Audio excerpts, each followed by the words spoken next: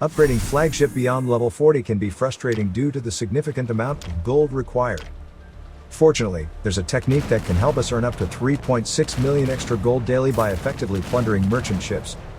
Welcome back to the Meta Instincts channel. In today's video, we will go through the step-by-step process for farming, which will help you gain more gold and successfully tackle the Thursday Legend of Conquest challenge. Overall process. Merchant and smuggling ships are valuable targets for acquiring gold.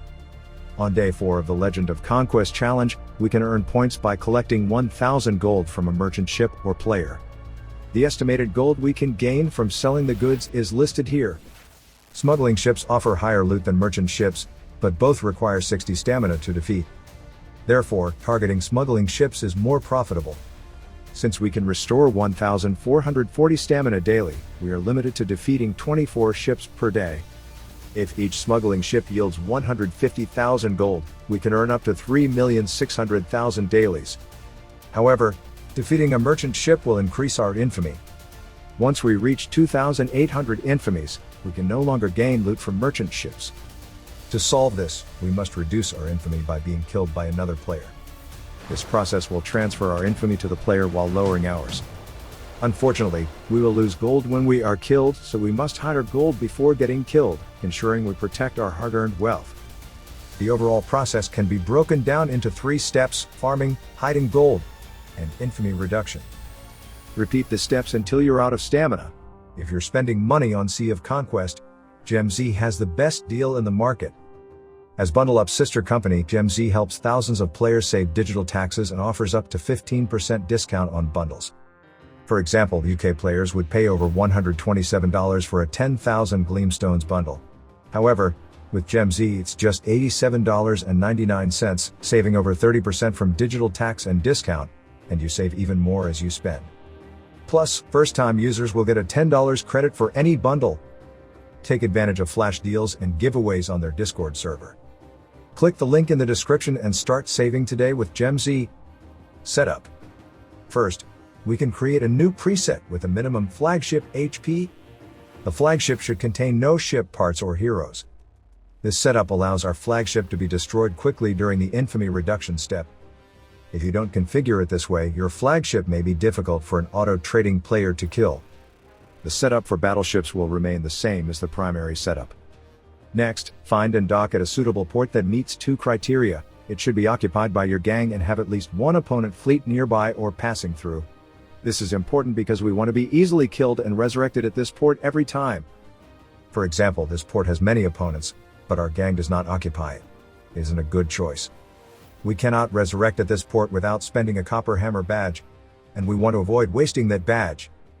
A friendly port with auto-trading ships frequently passing by would be an ideal choice. Farming. We prefer to target smuggling ships, although locating them can be time-consuming.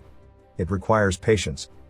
We do not send our flagship for this farming process. Instead, we dock it at a designated port. We can dispatch battleships to various locations to search for smuggling ships, since they travel faster than the flagship. One tip to look for smuggling ships is to check the route out of a port that sells smuggling goods. Some of them, but not all, often send smuggling ships. When we spot a smuggling ship, we can place a marker along its route, as it is likely that more smuggling ships will pass through the same path later. When a battleship destroys a smuggling ship, the shipwreck will not appear. But don't worry, the goods from that ship will be available for collection a few minutes later by the flagship. We can then collect these goods and sell them at the port. Hiding gold. Before proceeding to the infamy reduction step, hiding our gold is essential. If we get killed, we could lose up to 600,000 gold or even more. We don't want to lose gold. One way to hide our gold is by upgrading unwanted battleships we've built. For instance, if we have a blue quality warhammer that we don't want, we shouldn't rush to dismantle it. By spending gold on upgrading this ship, we left with very little gold and did not have to worry about losing big chunks of gold. When we need gold in the future, we can dismantle the unwanted ship and get it back. However, remember that you should only upgrade a built ship, not special ones like the Dragon Lance, as special ships cannot be dismantled. You might need to spend emeralds to retrieve gold from a particular ship for the reset. Infamy Reduction. When your infamy has reached over 2,800, you must reduce it before another farming round. Always check your gold before proceeding with this step. Make sure to hide your gold first. If you have set your flagship correctly, you can send it to attack any nearby opponent. Your flagship could be killed in 1 or 2 shots. Resurrect your fleet at a nearby port, which should be at the same port. Remove your battleships from the fleet and send your flagship to attack the opponent again. Repeat this step until your infamy is about 1,600 or below. Continue cycling through farming, hiding your gold, and reducing your infamy until you have depleted stamina, and call it a day. Alright, is the end of the sharing today. Please like and share it with your members. I'm Alan from Meta Instincts. See you soon.